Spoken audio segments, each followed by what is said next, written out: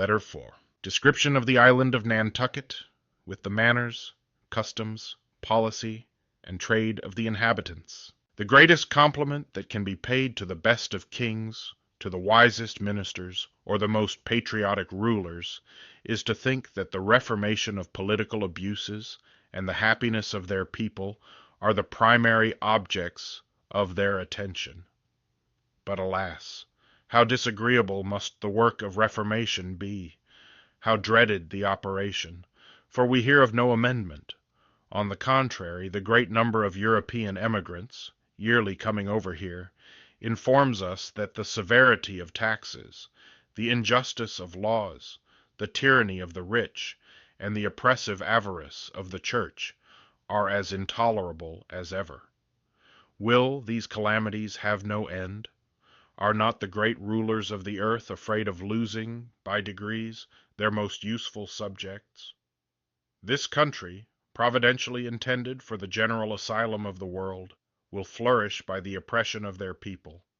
They will every day become better acquainted with the happiness we enjoy, and seek for the means of transporting themselves here, in spite of all obstacles and laws. To what purpose, then, have so many useful books and divine maxims been transmitted to us from preceding ages? Are they all vain? All useless? Must human nature ever be the sport of the few, and its many wounds remain unhealed? How happy are we here, in having fortunately escaped the miseries which attended our fathers! How thankful ought we to be, that they reared us in a land where sobriety and industry never failed to meet with the most ample rewards. You have, no doubt, read several histories of this continent, yet there are 1,000 facts, 1,000 explanations overlooked. Authors will certainly convey to you a geographical knowledge of this country. They will acquaint you with the eras of the several settlements, the foundations of our towns, the spirit of our different charters, etc., yet they do not sufficiently disclose the genius of the people, their various customs, their modes of agriculture, the innumerable resources which the industrious have of raising themselves to a comfortable and easy situation. Few of these writers have resided here, and those who have, had not pervaded every part of the country, nor carefully examined the nature and principles of our association.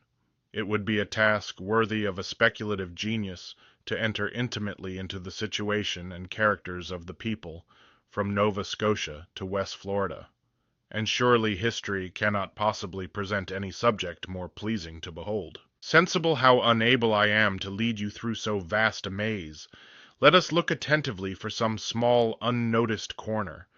But where shall we go in quest of such a one? Numberless settlements, each distinguished by some peculiarities, present themselves on every side. All seem to realize the most sanguine wishes that a good man could form for the happiness of his race. Here they live by fishing on the most plentiful coasts in the world. There they fell trees by the sides of large rivers for masts and lumber. Here others convert innumerable logs into the best boards. There again others cultivate the land, rear cattle, and clear large fields. Yet I have a spot in my view where none of these occupations are performed, which will, I hope, reward us for the trouble of inspection. But though it is barren in its soil, insignificant in its extent, inconvenient in its situation, deprived of materials for building, it seems to have been inhabited merely to prove what mankind can do when happily governed. Here I can point out to you exertions of the most successful industry, instances of native sagacity unassisted by science, the happy fruits of a well-directed perseverance. It is always a refreshing spectacle to me, when in my review of the various component parts of this immense whole, I observe the labors of its inhabitants singularly rewarded by nature, when I see them emerged out of their first difficulties, living with decency and ease, and conveying to their posterity that plentiful subsistence which their fathers have so deservedly earned. But when their prosperity arises from the goodness of the climate and fertility of the soil, I partake of their happiness, it is true, yet stay but a little while with them, as they exhibit nothing but what is natural and common. On the contrary, when I meet with barren spots, fertilized, grass growing where none grew before, grain gathered from fields which had hitherto produced nothing better than brambles, dwellings raised where no building materials were to be found, wealth acquired by the most uncommon means, there I pause to dwell on the favorite object of my speculative inquiries. Willingly do I leave the former to enjoy the odoriferous furrow, or their rich valleys, with anxiety repairing to the spot where so many difficulties have been overcome, where extraordinary exertions have produced extraordinary effects, and where every natural obstacle has been removed by a vigorous industry. I want not to record the annals of the Island of Nantucket. Its inhabitants have no annals, for they are not a race of warriors. My simple wish is to trace them throughout their progressive steps, from their arrival here to this present hour, to inquire by what means they have raised themselves from the most humble, the most insignificant beginnings, to the ease and the wealth they now possess, and to give you some idea of their customs, religion, manners, policy, and mode of living. This happy settlement was not founded on intrusion, forcible entries, or blood, as so many others have been. It drew its origin from necessity on the one side, and from goodwill on the other, and ever since, all has been a scene of uninterrupted harmony. Neither political nor religious broils, neither disputes with the natives, nor any other contentions, have in the least agitated or disturbed its detached society.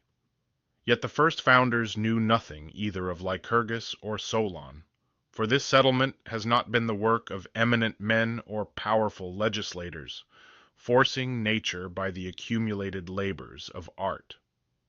This singular establishment has been effected by means of that native industry, and perseverance common to all men when they are protected by a government which demands but little for its protection, when they are permitted to enjoy a system of rational laws founded on perfect freedom.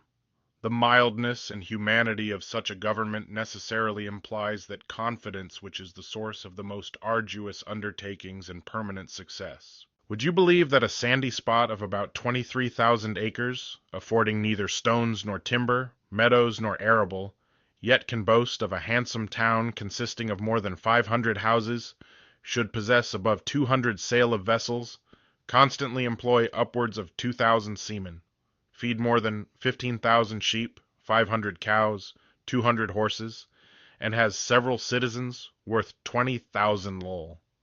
Sterling. Yet all these facts are uncontroverted. Who would have imagined that any people should have abandoned a fruitful and extensive continent, filled with the riches which the most ample vegetation affords, replete with good soil, enameled meadows, rich pastures, every kind of timber, and with all other materials necessary to render life happy and comfortable, to come and inhabit a little sandbank, to which nature had refused those advantages, to dwell on a spot where there scarcely grew a shrub to announce, by the budding of its leaves, the arrival of the spring, and to warn by their fall the proximity of winter. Had this island been contiguous to the shores of some ancient monarchy, it would only have been occupied by a few wretched fishermen, who, oppressed by poverty, would hardly have been able to purchase or build little fishing barks, always dreading the weight of taxes, or the servitude of men of war. Instead of that boldness of speculation, for which the inhabitants of this island are so remarkable, they would fearfully have confined themselves within the narrow limits of the most trifling attempts. Timid in their excursions, they never could have extricated themselves from their first difficulties. This island, on the contrary, contains 5,000 hardy people, who boldly derive their riches from the element that surrounds them, and have been compelled by the sterility of the soil to seek abroad for the means of subsistence. You must not imagine, from the recital of these facts, that they enjoyed any exclusive privileges or royal charters, or that they were nursed by particular immunities in the infancy of their settlement. No, their freedom, their skill, their probity, and perseverance have accomplished everything, and brought them by degrees to the rank they now hold.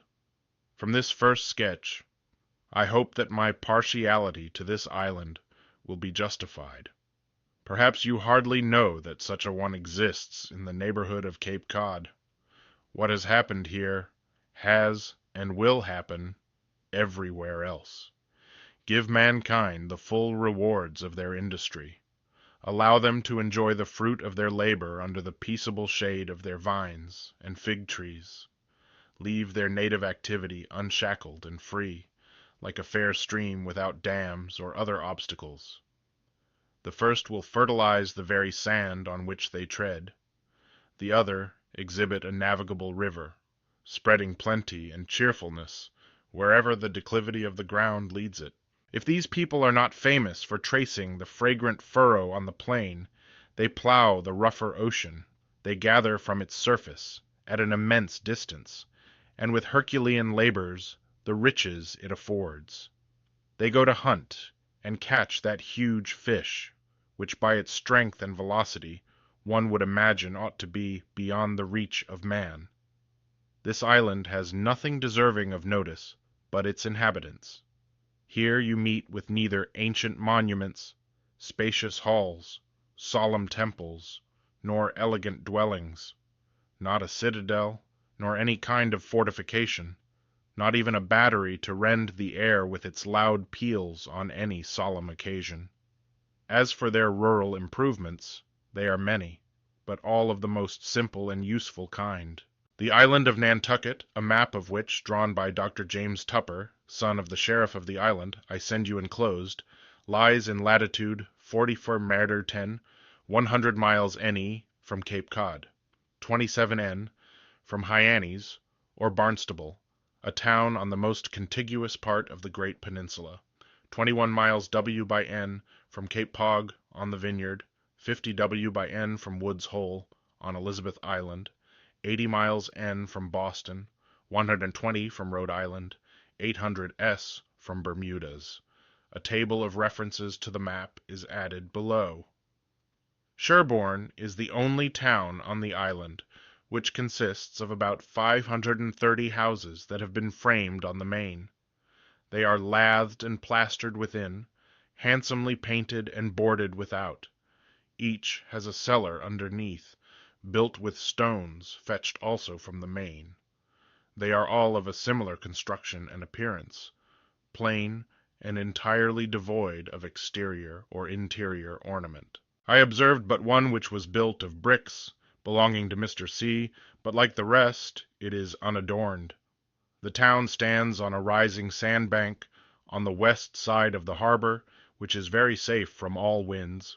There are two places of worship, one for the Society of Friends, the other for that of Presbyterians.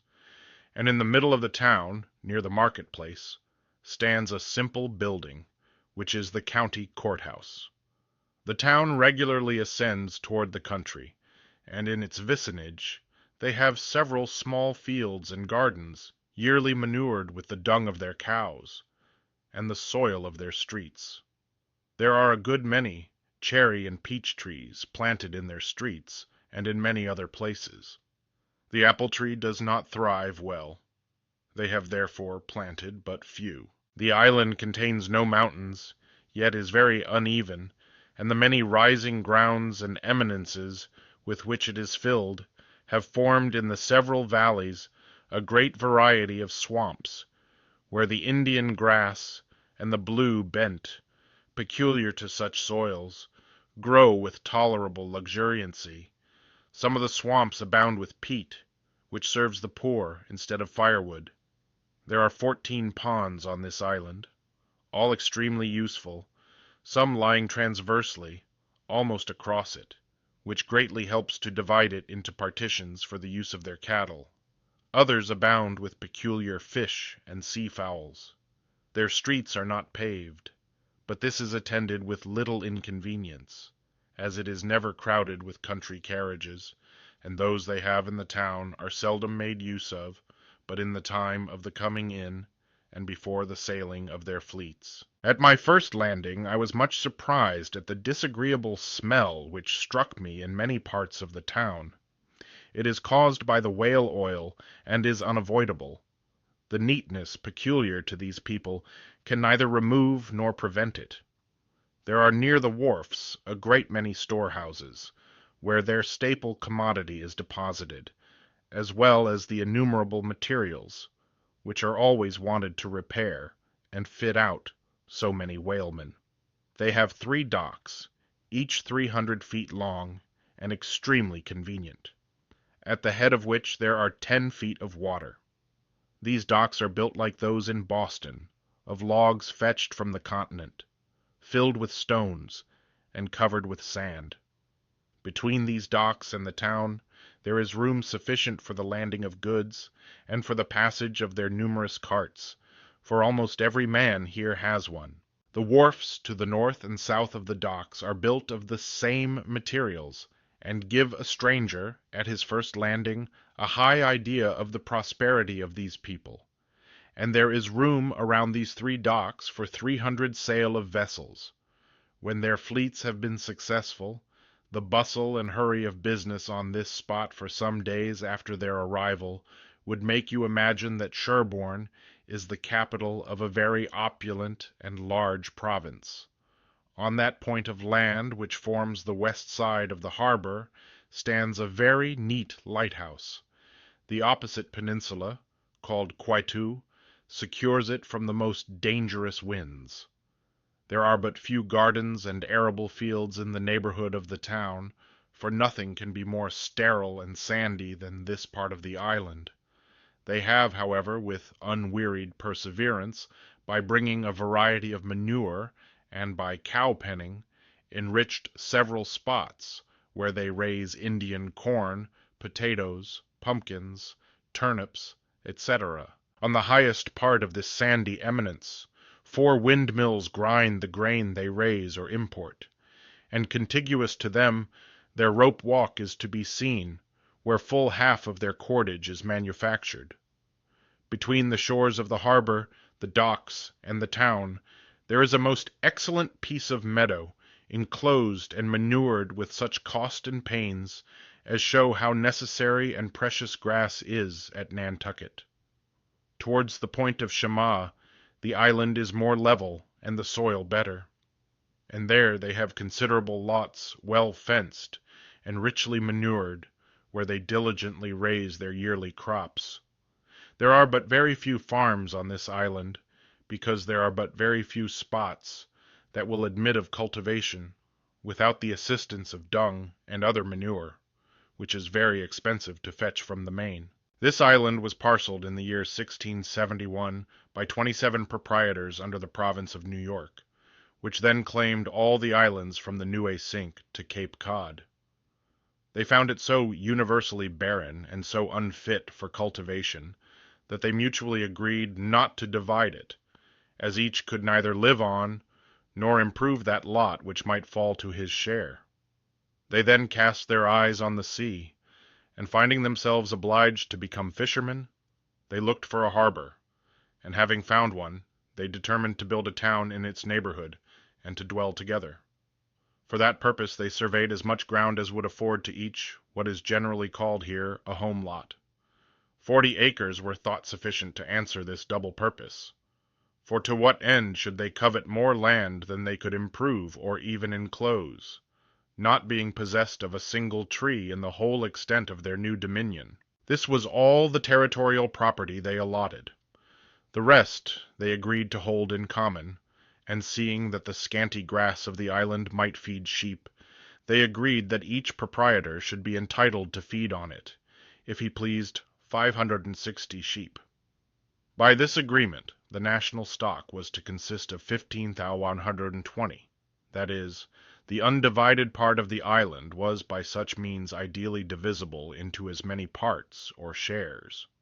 to which nevertheless no certain determinate quantity of land was affixed, for they knew not how much the island contained, nor could the most judicious surveyor fix this small quota as to quality and quantity.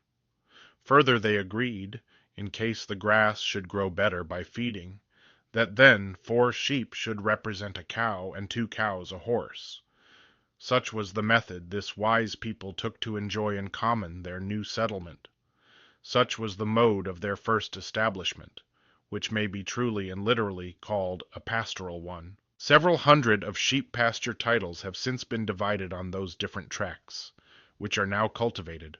The rest by inheritance and intermarriages have been so subdivided that it is very common for a girl to have no other portion but her outset, and 4 sheep pastures, or the privilege of feeding a cow.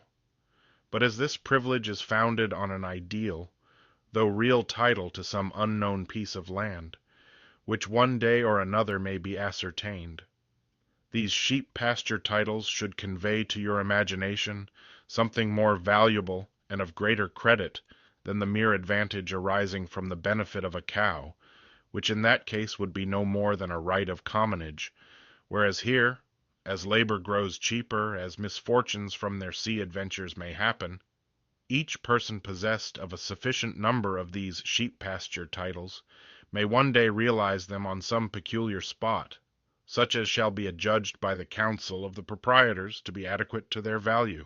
And this is the reason that these people very unwillingly sell those small rights, and esteem them more than you would imagine. They are the representation of a future freehold. They cherish in the mind of the possessor a latent, though distant, hope that by his success in his next whale season he may be able to pitch on some predilected spot, and there build himself a home to which he may retire, and spend the latter end of his days in peace. A council of proprietors always exists in this island, who decide their territorial differences. Their titles are recorded in the books of the county, which this town represents, as well as every conveyance of lands and other sales. This island furnishes the naturalist with few or no objects worthy of observation. It appears to be the uneven summit of a sandy submarine mountain, covered here and there with sorrel, grass, a few cedar bushes, and scrubby oaks. Their swamps are much more valuable for the peat they contain than for the trifling pasture of their surface.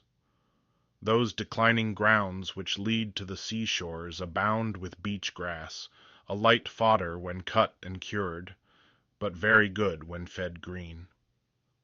On the east side of the island they have several tracts of salt grasses, which being carefully fenced yield a considerable quantity of that wholesome fodder.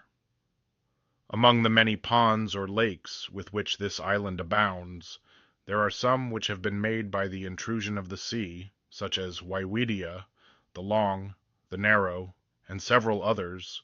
Consequently, those are salt and the others fresh. The former answer 2 considerable purposes. First, by enabling them to fence the island with greater facility. At peculiar high tides a great number of fish enter into them, where they feed and grow large, and at some known seasons of the year the inhabitants assemble and cut down the small bars which the waves always throw up. By these easy means the waters of the pond are let out, and as the fish follow their native element, the inhabitants with proper nets catch as many as they want in their way out without any other trouble. Those which are most common are the streaked bass, the bluefish, the tomcod, the mackerel, the two-tag, the herring, the flounder, eel, etc. Fishing is one of the greatest diversions the island affords. At the west end lies the harbor of Mardiket, formed by Smith Point on the southwest, by Eel Point on the north, and Tuckanuk Island on the northwest. But it is neither so safe, nor has it so good anchoring ground as that near which the town stands.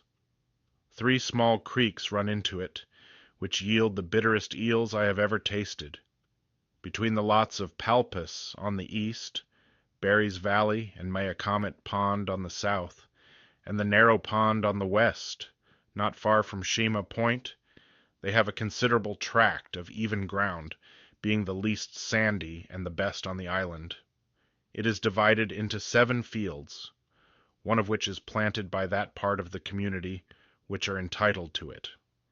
This is called the common plantation, a simple but useful expedient. For was each holder of this tract to fence his property, it would require a prodigious quantity of posts and rails, which you must remember are to be purchased, and fetched from the main.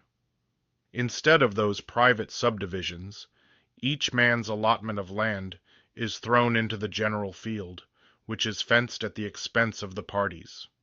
Within it, everyone does with his own portion of the ground, whatever he pleases.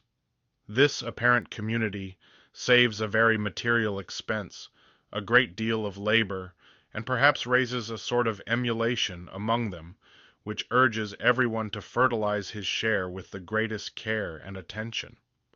Thus every 7 years the whole of this tract is under cultivation, and enriched by manure and plowing yields afterwards excellent pasture, to which the town cows, amounting to 500, are daily led by the town shepherd, and as regularly drove back in the evening. There each animal easily finds the house to which it belongs, where they are sure to be well rewarded for the milk they give, by a present of bran, grain, or some farinaceous preparation, their economy being very great in that respect. These are commonly called tetukema lots. You must not imagine that every person on the island is either a landholder or concerned in rural operations. No. The greater part are at sea, busily employed in their different fisheries. Others are mere strangers, who come to settle as handicrafts, mechanics, etc. And even among the natives, few are possessed of determinate shares of land. For engaged in sea affairs or trade, they are satisfied with possessing a few sheep pastures, by means of which they may have perhaps 1 or 2 cows. Many have but 1, for the great number of children they have has caused such subdivisions of the original proprietorship as is sometimes puzzling to trace, and several of the most fortunate at sea have purchased and realized a great number of these original pasture titles. The best land on the island is at Palpus, remarkable for nothing but a house of entertainment. Keys is a small but valuable tract, long since purchased by Mr. Coffin, where he has erected the best house on the island. By long attention, proximity of the sea, etc., this fertile spot has been well manured, and is now the garden of Nantucket. Adjoining to it on the west side there is a small stream, on which they have erected a fulling mill. On the east is the lot known by the name of Squam, watered likewise by a small rivulet, on which stands another fulling mill. Here is fine loamy soil, producing excellent clover, which is mowed twice a year. These mills prepare all the cloth which is made here. You may easily suppose that having so large a flock of sheep, they abound in wool. Part of this they export, and the rest is spun by their industrious wives and converted into substantial garments. To the southeast is a great division of the island, fenced by itself, known by the name of Siasconset Lot. It is a very uneven tract of ground, abounding with swamps. Here they turn in their fat cattle, or such as they intend to stall feed, for their winter's provisions.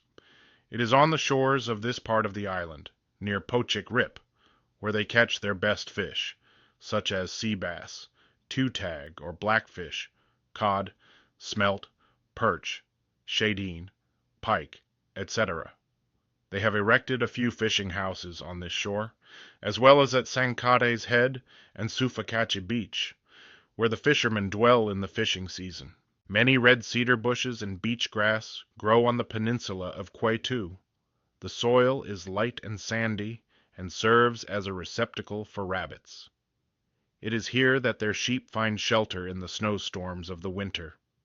At the north end of Nantucket there is a long point of land projecting far into the sea, called Sandy Point. Nothing grows on it but plain grass, and this is the place from whence they often catch porpoises and sharks by a very ingenious method. On this point they commonly drive their horses in the spring of the year in order to feed on the grass it bears, which is useless when arrived at maturity. Between that point and the main island they have a valuable salt meadow called Crèvecoeur, with a pond of the same name famous for black ducks. Hence we must return to Squam, which abounds in clover and herds grass. Those who possess it follow no maritime occupation, and therefore neglect nothing that can render it fertile and profitable. The rest of the undescribed part of the island is open, and serves as a common pasture for their sheep. To the west of the island is that of Tuckanuk, where in the spring their young cattle are driven to feed. It has a few oak bushes, and 2 fresh water ponds abounding with teals, brants, and many other sea fowls, brought to this island by the proximity of their sandbanks and shallows, where thousands are seen feeding at low water. Here they have neither wolves nor foxes. Those inhabitants, therefore, who live out of town, raise with all security as much poultry as they want. Their turkeys are very large and excellent. In summer this climate is extremely pleasant. They are not exposed to the scorching sun of the continent, the heats being tempered by the sea breezes with which they are perpetually refreshed. In the winter, however, they pay severely for those advantages. It is extremely cold. The northwest wind, the tyrant of this country, after having escaped from our mountains and forests, free from all impediment in its short passage, blows with redoubled force, and renders this island bleak and uncomfortable. On the other hand, the goodness of their houses, the social hospitality of their firesides, and their good cheer make them ample amends for the severity of the season. Nor are the snows so deep as on the main. The necessary and unavoidable inactivity of that season, combined with the vegetative rest of nature, force mankind to suspend their toils. Often at this season more than half the inhabitants of the island are at sea, fishing in milder latitudes. This island, as has been already hinted, appears to be the summit of some huge sandy mountain, affording some acres of dry land for the habitation of man. Other submarine ones lie to the southward of this at different depths and different distances. This dangerous region is well known to the mariners by the name of Nantucket Shoals.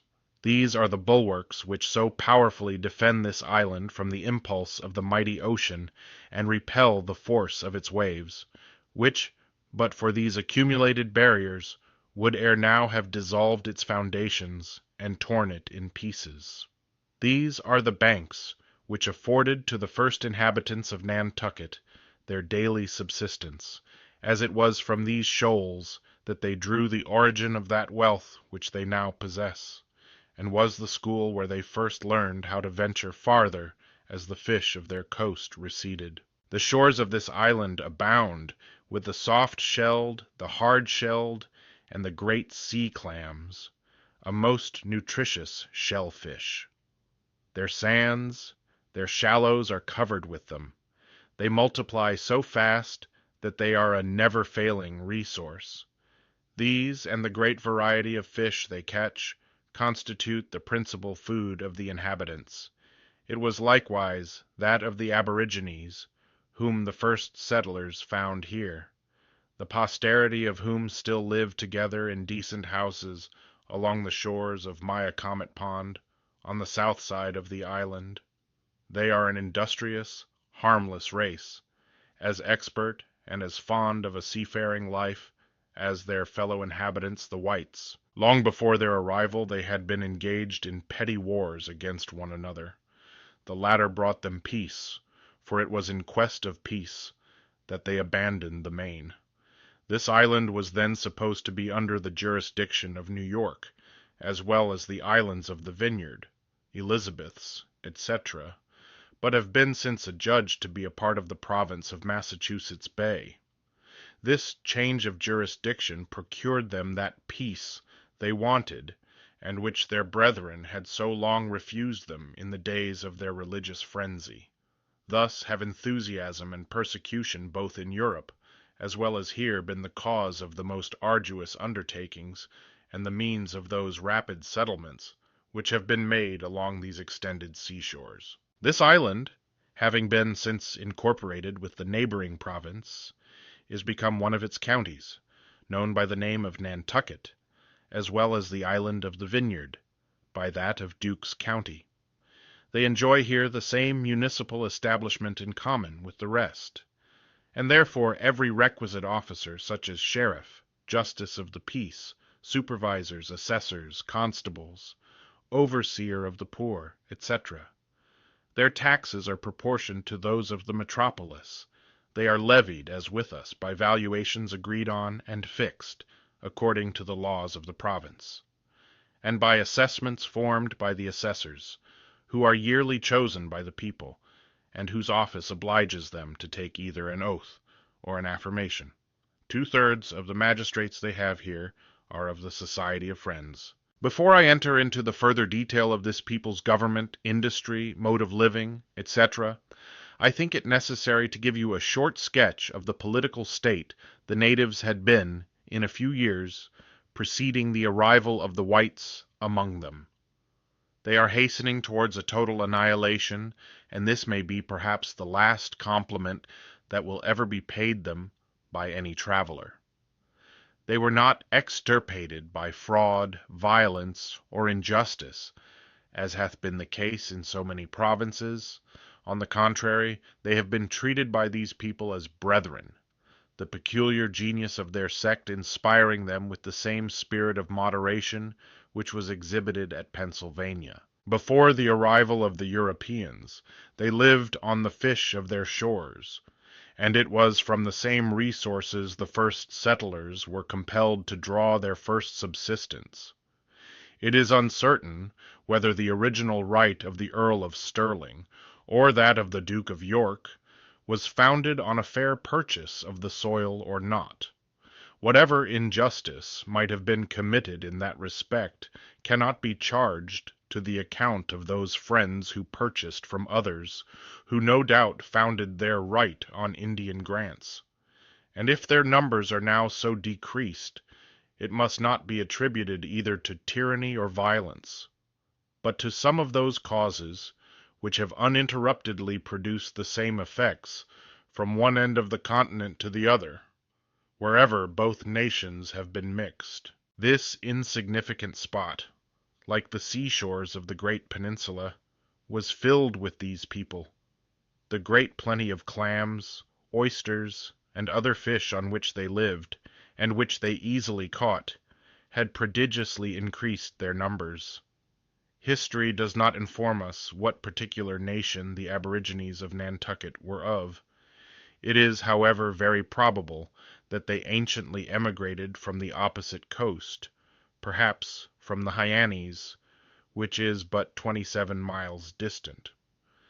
As they then spoke and still speak the Natick, it is reasonable to suppose that they must have had some affinity with that nation, or else that the Natick, like the Huron in the northwestern parts of this continent, must have been the most prevailing one in this region. Mr. Eliot, an eminent New England divine, and one of the first founders of that great colony, translated the Bible into this language in the year 1666, which was printed soon after at Cambridge near Boston. He translated also the Catechism and many other useful books, which are still very common on this island, and are daily made use of by those Indians who are taught to read. The young Europeans learn it with the same facility as their own tongues, and ever after speak it both with ease and fluency. Whether the present Indians are the descendants of the ancient natives of the island, or whether they are the remains of the many different nations which once inhabited the regions of Mashpee and Nobscusset in the peninsula now known by the name of Cape Cod, no one can positively tell, not even themselves. The last opinion seems to be that of the most sensible people of the island. So prevailing is the disposition of man to quarrel and to shed blood, so prone is he to divisions and parties, that even the ancient natives of this little spot were separated into two communities, inveterately waging war against each other, like the more powerful tribes of the continent. What do you imagine was the cause of this national quarrel? All the coast of their island equally abounded with the same quantity of fish and clams. In that instance, there could be no jealousy, no motives to anger. The country afforded them no game.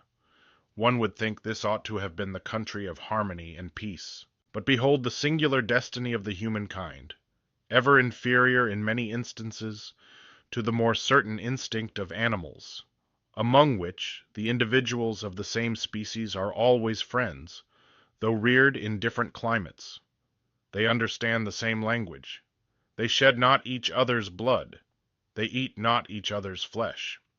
That part of these rude people who lived on the eastern shores of the island had, from time immemorial, tried to destroy those who lived on the west. Those latter, inspired with the same evil genius, had not been behindhand in retaliating. Thus was a perpetual war subsisting between these people, founded on no other reason but the adventitious place of their nativity and residence. In process of time, both parties became so thin and depopulated that the few who remained, fearing lest their race should become totally extinct, fortunately thought of an expedient which prevented their entire annihilation. Some years before the Europeans came, they mutually agreed to settle a partition line which should divide the island from north to south. The people of the west agreed not to kill those of the east, except they were found transgressing over the western part of the line. Those of the east entered into a reciprocal agreement. By these simple means peace was established among them, and this is the only record which seems to entitle them to the denomination of men. This happy settlement put a stop to their sanguinary depredations. None fell afterward but a few rash, imprudent individuals.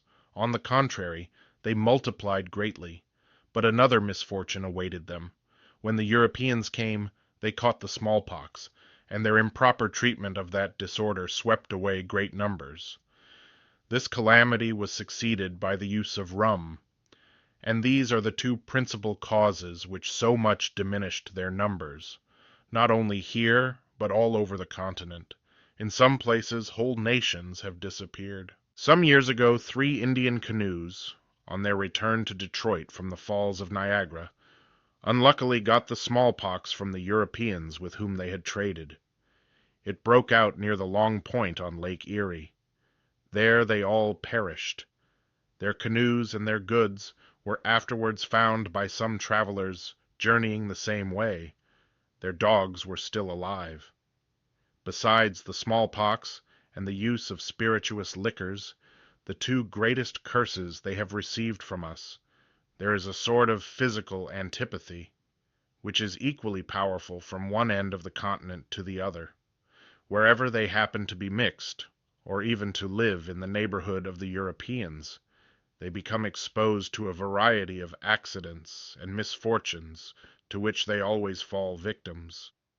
Such are particular fevers, to which they were strangers before, and sinking into a singular sort of indolence and sloth.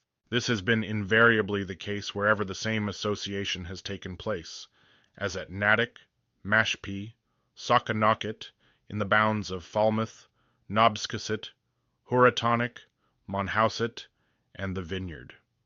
Even the Mohawks themselves, who were once so populous and such renowned warriors, are now reduced to less than 200, since the European settlements have circumscribed the territories which their ancestors had reserved.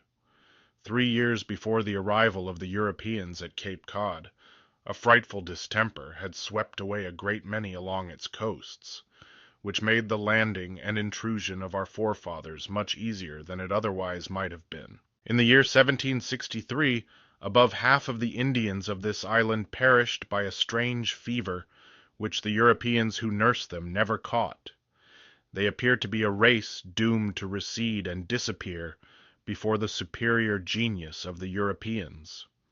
The only ancient custom of these people that is remembered is that in their mutual exchanges 40 sun-dried clams strung on a string passed for the value of what might be called a copper. They were strangers to the use and value of wampum, so well known to those of the Main. The few families now remaining are meek and harmless. Their ancient ferocity is gone. They were early Christianized by the New England missionaries, as well as those of the Vineyard and of several other parts of the Massachusetts. And to this day they remain strict observers of the laws and customs of that religion, being carefully taught while young. Their sedentary life has led them to this degree of civilization, much more effectually than if they had still remained hunters. They are fond of the sea and expert mariners. They have learned from the Quakers the art of catching both the cod and whale, in consequence of which 5 of them always make part of the complement of men requisite to fit out a whaleboat. Many have removed hither from the Vineyard, on which account they are more numerous on Nantucket than anywhere else. It is strange what revolution has happened among them in less than 200 years. What is become of those numerous tribes which formerly inhabited the extensive shores of the great bay of Massachusetts, even from Numkeag, Salem, Saugus, Lynn, Shawmut, Boston, Patuxet, Napusset, Milton, Mattapan, Dorchester, Winesaumet, Chelsea, Poyasset, Pokanoket, New Plymouth, Swicanasset, Falmouth, Titicut, Chatham, Nobscasset, Yarmouth, Nauset, Eastham, Hyannis, Barnstable, etc., and many others who lived on sea shores of above 300 miles in length, without mentioning those powerful tribes which once dwelt between the rivers Hudson, Connecticut, Piscataqua, and Kennebec, the Mehicadret, Mohegween, Pequods, Narragansetts, Niantics, Massachusetts, Wampanoags, Nipnets, Tarentines, etc. They are gone, and every memorial of them is lost. No vestiges whatever are left of those swarms which once inhabited this country and replenished both sides of the great peninsula of Cape Cod. Not even one of the posterity of the famous Masconomo is left, the sachem of Cape Ann. Not one of the descendants of Massasoit, father of Metacomet, Philip, and Wamsuta, Alexander, he who first conveyed some lands to the Plymouth Company. They have all disappeared either in the wars which the Europeans carried on against them, or else they have mouldered away, gathered in some of their ancient towns, in contempt and oblivion. Nothing remains of them all but one extraordinary monument, and even this they owe to the industry and religious zeal of the Europeans. I mean the Bible translated into the Natick tongue. Many of these tribes, giving way to the superior power of the whites, retired to their ancient villages, collecting the scattered remains of nations once populous, and in their grant of lands reserved to themselves and posterity certain portions which lay contiguous to them. There, forgetting their ancient manners, they dwelt in peace. In a few years their territories were surrounded by the improvements of the Europeans, in consequence of which they grew lazy, inactive, unwilling, and unapt to imitate or to follow any of our trades, and in a few generations either totally perished, or else came over to the Vineyard or to this island to reunite themselves with such societies of their countrymen as would receive them. Such has been the fate of many nations, once warlike and independent. What we see now on the Main or on those islands may be justly considered as the only remains of those ancient tribes. Might I be permitted to pay perhaps a very useless compliment to those at least who inhabited the great peninsula of Namset, now Cape Cod, with whose names and ancient situation I am well acquainted. This peninsula was divided into 2 great regions. That on the side of the bay was known by the name of Nobscusset, from one of its towns. The capital was called Nauset, now Eastham. Hence the Indians of that region were called Nauset Indians, though they dwelt in the villages of Pamet, Nauset, Pashi, Potomacat, Soctuwoket, Nobscusset, Yarmouth. The region on the Atlantic side was called Mashpee, and contained the tribes of Hyanese, Coshawet, Waquoit, Skooten, Saconasset, Mashpee, and Namset. Several of these Indian towns have been since converted into flourishing European settlements, known by different names, for as the natives were excellent judges of land, which they had fertilized besides with the shells of their fish, etc., the latter could not make a better choice. Though in general this great peninsula is but a sandy pine tract, a few good spots excepted. It is divided into 7 townships, viz., Barnstable, Yarmouth, Harwich, Chatham, Eastham, Pamet, Namset, or Provincetown, at the extremity of the Cape. Yet these are very populous, though I am at a loss to conceive on what the inhabitants live besides clams, oysters, and fish, their piny lands being the most ungrateful soil in the world. The minister of Namset, or Provincetown, receives from the government of Massachusetts a salary of £50 per annum. And such is the poverty of the inhabitants of that place, that unable to pay him any money, each master of a family is obliged to allow him 200 horse-feet (sea-spin), with which this primitive priest fertilizes the land of his glebe, which he tills himself, for nothing will grow on these hungry soils without the assistance of this extraordinary manure, 14 bushels of Indian corn being looked upon as a good crop. But it is time to return from a digression, which I hope you will pardon. Nantucket is a great nursery of seamen, pilots, coasters, and bank fishermen. As a country belonging to the province of Massachusetts, it has yearly the benefit of a court of common pleas, and their appeal lies to the Supreme Court at Boston. I observed before that the Friends compose 2/3 of the magistracy of this island.